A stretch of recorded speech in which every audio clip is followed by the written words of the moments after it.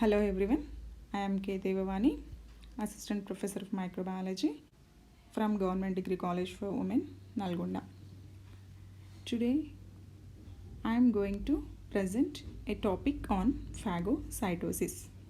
The contents here I am going to present are the definition of phagocytosis and the cells of phagocytosis and the mechanism of phagocytosis, the enhanced phagocytosis process, that is opsonization, and the functions of the cells of phagocytosis.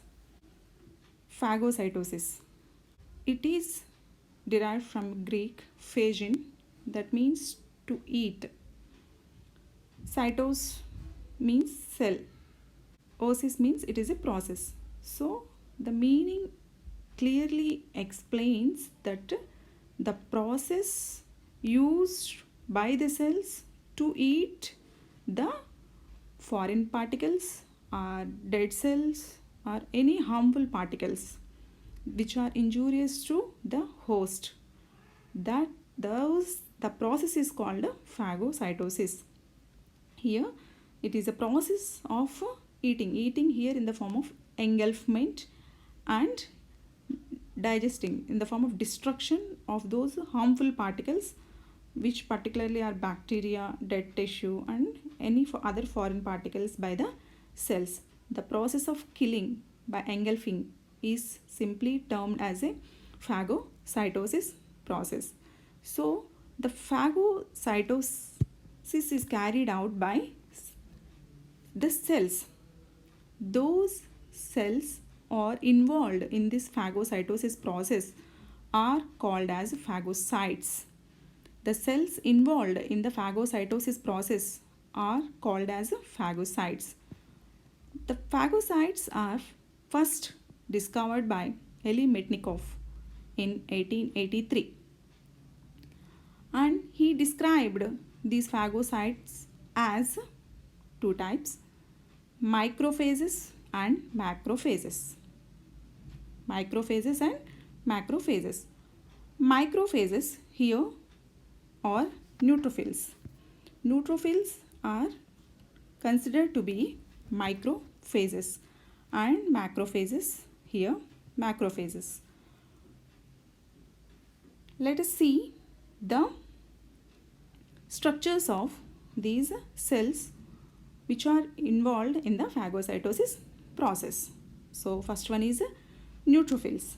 Neutrophils are also called as PMLs, polymorphonuclear leukocytes. PML means polymorphonuclear leukocytes. These neutrophils are major and they are abundant in the blood and nearly constitute about 50 to 70% of the circulating leukocytes. Neutrophils are multilobed and contains 3 to 5 lobes joined by strands of genetic material, that is chromatin. And the cytoplasm contains granules. Primary granules are also called aerophilic granules, and the cytoplasm also contains secondary granules which are rich with certain enzymes like gelatinase, lysozyme, and collagenase.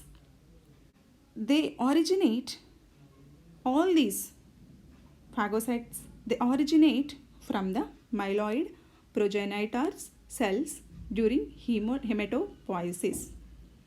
There are two types of progenitor cells: lymphoid progenitor cells and myeloid progenitor cells. Myeloid progenitor cells, they give rise to red blood cells, white blood cells, platelets, etc. Whereas lymphoid progenitor cells, they give rise to lymphocytes. They are T, B, and natural killer cells. These phagocytes, these neutrophils here, they originate from this myeloid progenitor and they differentiate in the bone marrow and they are released into the blood before migrating into the tissue, where they have a lifespan of very few days. These neutrophils, they do not have rough endoplasmic reticulum, and the nucleolus, it disappears with the as the cell matures, and these cells are recruited to the site of infection. Whenever there is an infection by the pathogens, these cells are moved to the site of infection. How they move means they respond to the certain chemical signals that are released by pathogen at the site of infection. This process of movement towards to the site of infection is also called as a chemotaxis, and these are the dominant first cells that respond to infection, and they are the main components of the pus. Briefing about neutrophils. Neutrophils are multilobed, contain 3 to 5 lobes, which are joined by genetic material, and it contains primary and secondary granules rich with enzymes, and they originate from the myeloid progenitor cells and they move into the tissues, and these are the first respondents to the infection, and they move towards the site of infection. And here these cells do not contain rough endoplasmic reticulum, and the nucleolus disappears with the as the cell matures. And another important one is monocytes. Monocytes are the largest leukocytes, constitute about 5 to 10% of the white blood cells, and these monocytes, they appear in amoeboid shape, and they do not contain any granules, so they come under the category of agranulocytes. WBC here are granulocytes and agranulocytes, so monocytes, they come under the agranulocytes, and it contains a single lobed nuclei. These may be either ellipsoidal or it may be in a bean shape. Monocytes, generally they are categorized into two types: inflammatory monocytes and patrolling monocytes. Inflammatory monocytes are those, they enter the tissues quickly, very quick in response to the infection. But whereas patrolling monocytes, they are generally they crawl along the blood vessels, they are present along the blood vessels, and they provide as a reservoir for the tissue monocytes in the absence of infection. These monocytes, when they migrate into the tissues, and they differentiate into macrophages. Monocytes are changed into macrophages in the tissues. During this change, the changes occur, or the cell increases, and the organelles also increase in number that are present in them. Eosinophilic granules are present, they also increase in number and also produce high levels of hydrolytic enzymes. Once they reach into the tissues, they are called as the macrophages. Macrophages are the histiocytes. Histiocytes means the monocytes in the connective tissues. So macrophages are histiocytes, which are the wandering amoeboid cells seen in the tissues.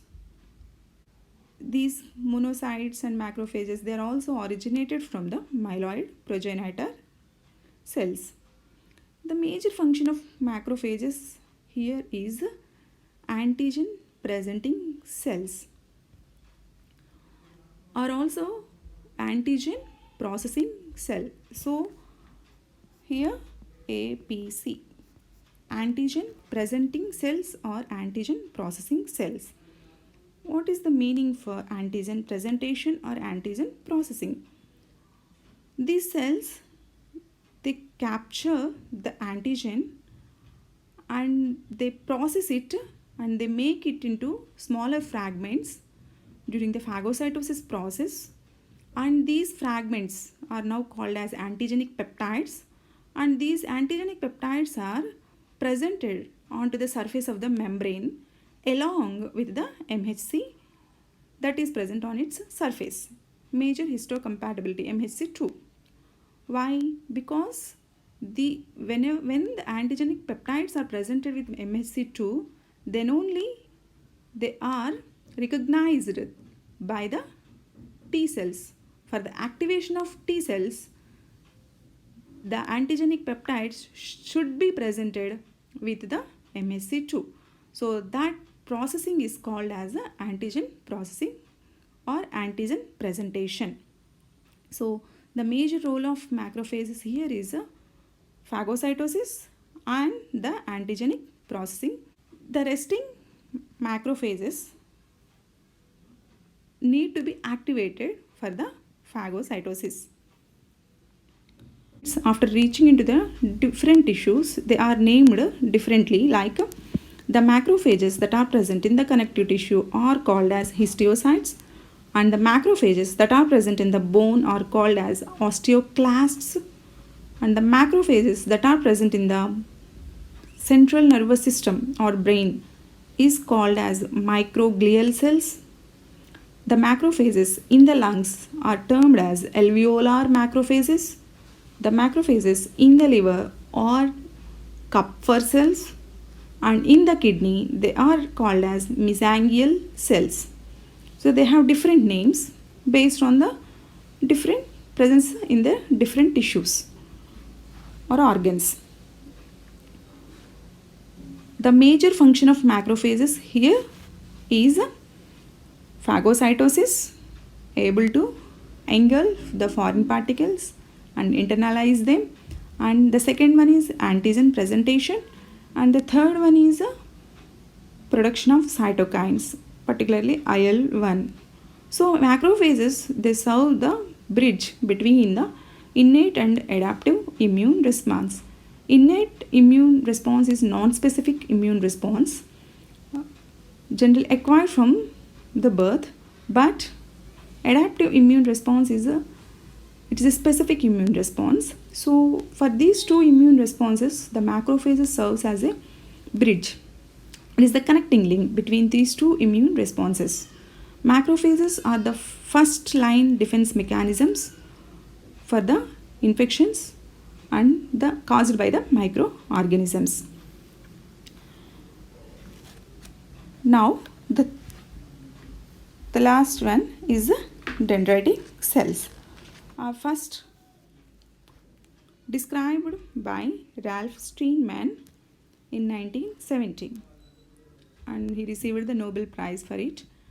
And these cells, they contain the long membranous extensions and they resemble to the structure of neurons, so they are named as dendritic cells. Generally, these dendritic cells are present in those tissues which are in contact with the external environment, like skin. In the skin, these cells are called as Langerhans cells, and other linings of the nose, lung, stomach and intestine. Major function of these dendritic cells is antigen capturing, antigen processing.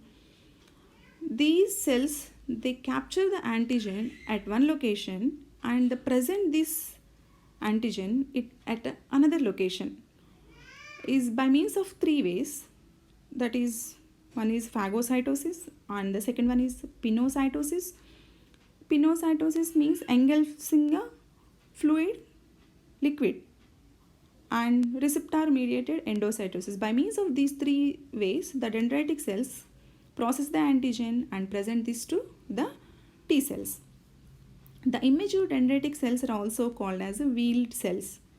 Wheeled because it contains the cytoplasmic wheels. So they are immature. Immature dendritic cells are also called as wheeled cells.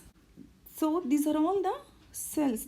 These are the cells involved in the phagocytosis process.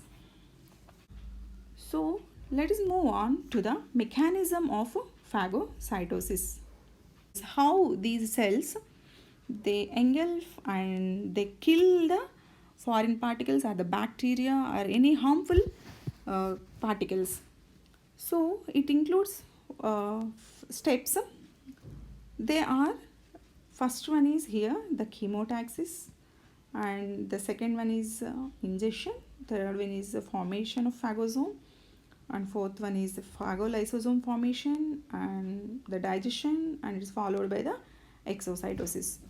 So here let me explain this mechanism through different steps. The first step is chemotaxis or activation. The resting phagocytes need to be activated. What are the activating signals here? Means they are the inflammatory molecules.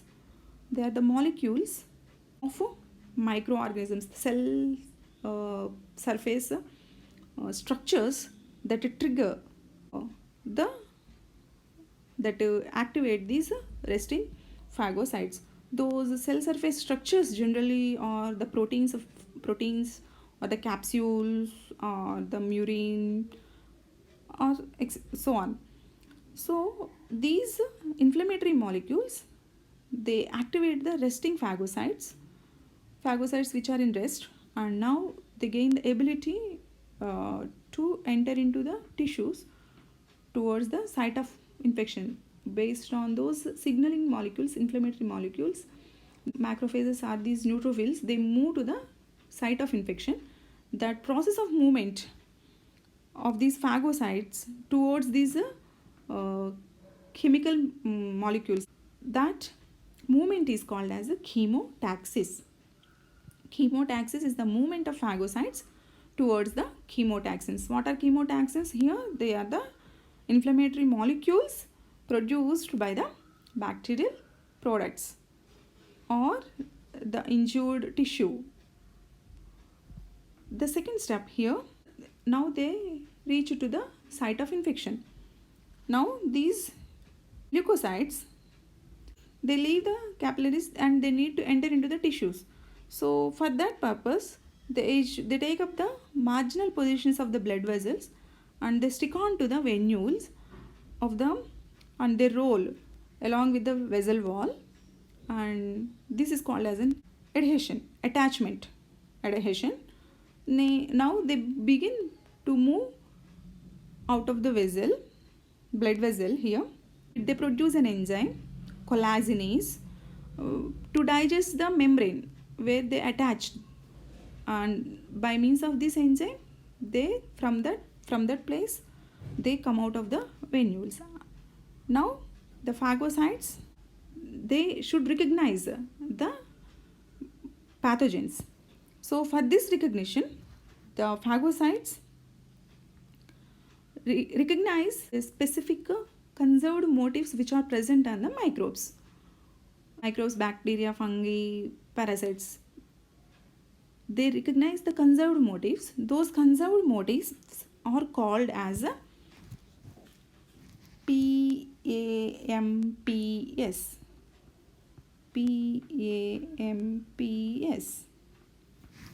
PAMPs means pathogen associated molecular patterns.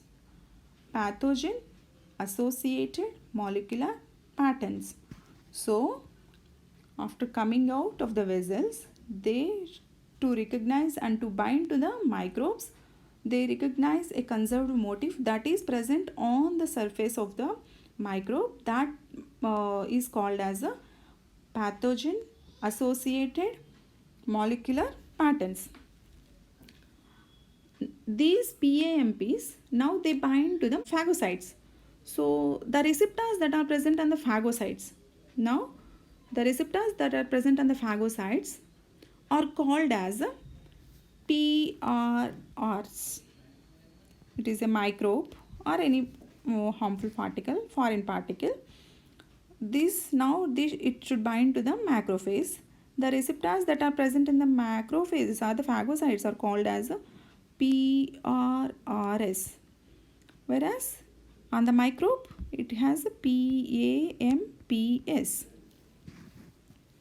So on microbes they contain PAMPS, to which the PRRS bind. PRR means pattern recognition receptors. PRRS means pattern recognition receptors which are present on the phagocytes.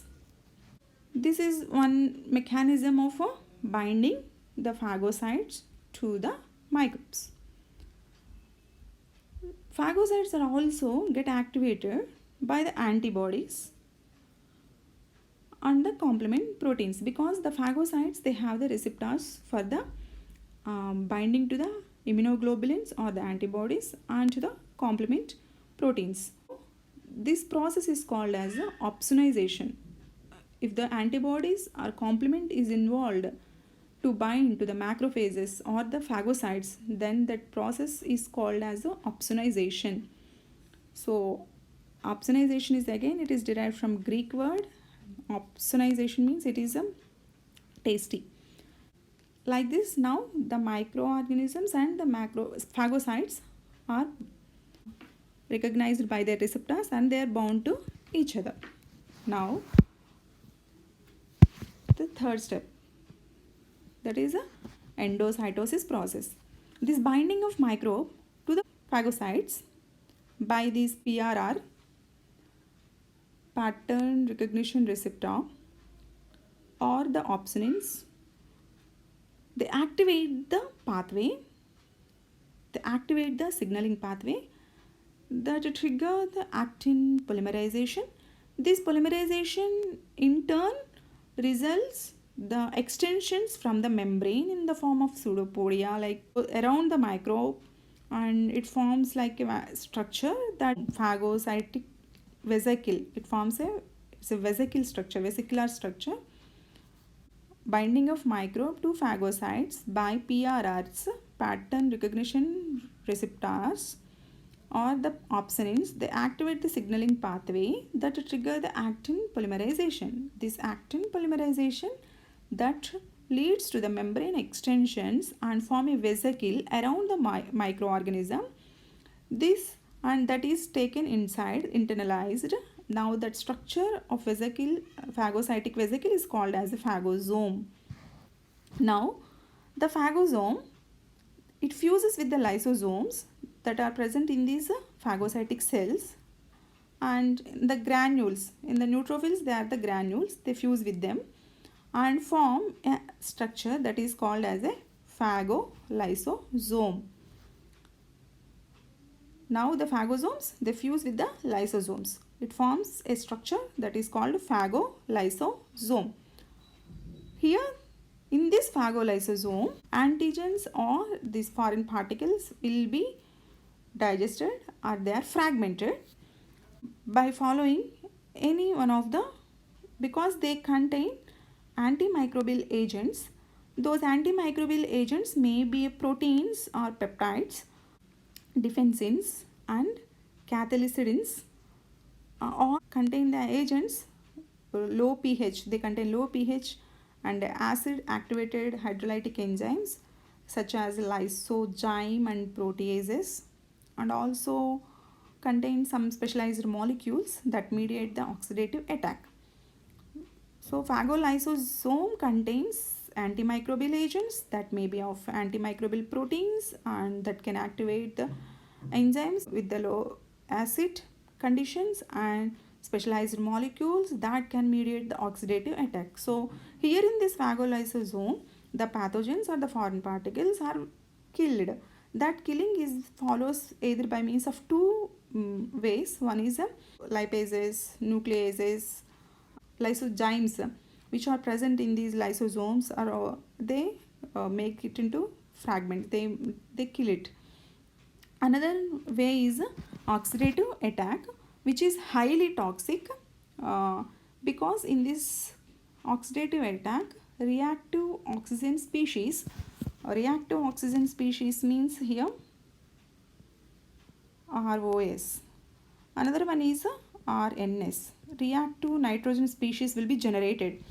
So in the phagolysosomes, the microbes are killed either by the oxygen dependent mechanism or by the oxygen independent mechanism. The oxygen independent mechanism involves the enzymes that are present in the lysosomes, and oxygen dependent mechanism is also called as oxidative burst, where it leads to the generation of reactive oxygen species and reactive nitrogen species, and they are unique to the phagocytes by an enzyme that is called as a NADPH oxidase. The enzyme is a NADPH oxidase.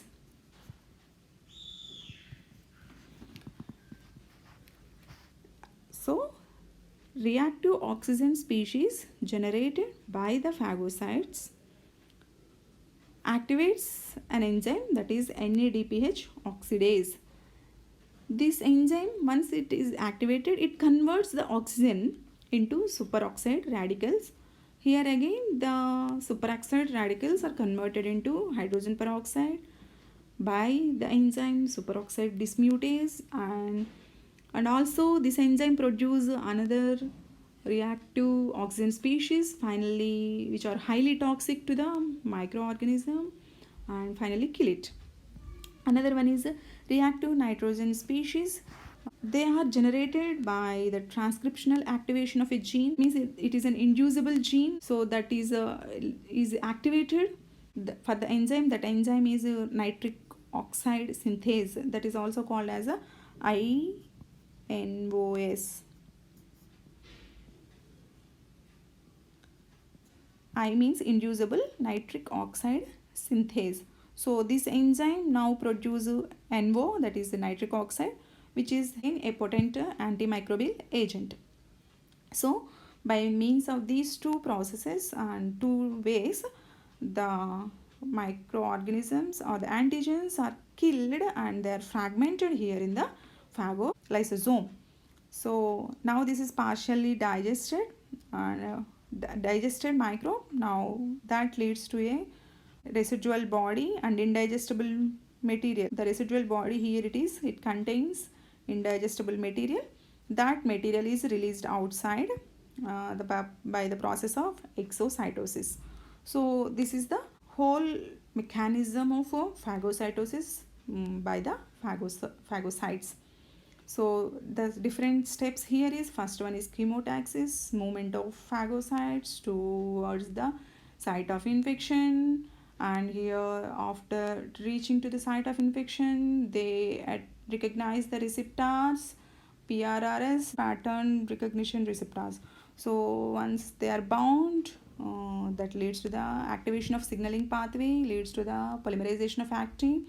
It leads to the extensions of membranes in the form of a vesicle, leads to the formation of phagosome. Now this phagosome fuses with the lysosome and forms a structure, phagolysosome. Here the killing occurs by means of oxygen dependent and oxygen independent. Oxygen independent mechanism is by means of the enzymes that are present in them, proteases, phospholipases, nucleases, lysozymes. They are involved in the killing the antigen, and oxidative burst taking the oxygen here produce reactive oxygen species, reactive nitrogen species, which are highly potent antimicrobial agents. So by and the undigested material, that is called as the residual body, that is released outside, that is in the form of exocytosis. So this is the basic mechanism of phagocytosis shown by the cells of phagocytes. Next is the opsonization. As mentioned earlier, the phagocytes are also activated by the antibodies. Here the antibodies are immunoglobulin G, that means immunoglobulin G, they activate, and the complement proteins here is a C3b and C4b, the complement proteins. Antibodies, they bind to the antigens, and this in turn binds to the macrophage, and antigen antibody complex activates the complement proteins, and these complement proteins again they bind to the phagocytes. So immunoglobulins and complement proteins, they enhance this the process of phagocytosis. So the killing is more efficient than the phagocytosis. So this is called as enhancement of phagocytosis, is called as a opsonization. So here in this picture you can see that this is an opsonized, it is an antigen which is bound to this is an immunoglobulin, and these are the C3b, C3, C4b, and which can bind to the antigen. This is called as an opsonized antigen. This bind to the phagocytes. So that leads to the enhancement of phagocytosis. This is called as the opsonization. In the major functions of neutrophils here and the macrophages and the dendritic cells, here is antigen killing by means of phagocytosis, and the dendritic cells and macrophages, they are the major antigen presenting cells. That means they activate the T cells. In this process of killing, the antigenic fragments that leads to the antigenic peptides, those are presented with the MHC2 that are present on the surface for the activation of T cells to activate the cell mediated immune response, that is adaptive immune response. This is about the phagocytosis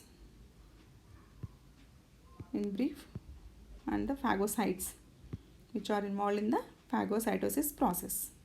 Thank you.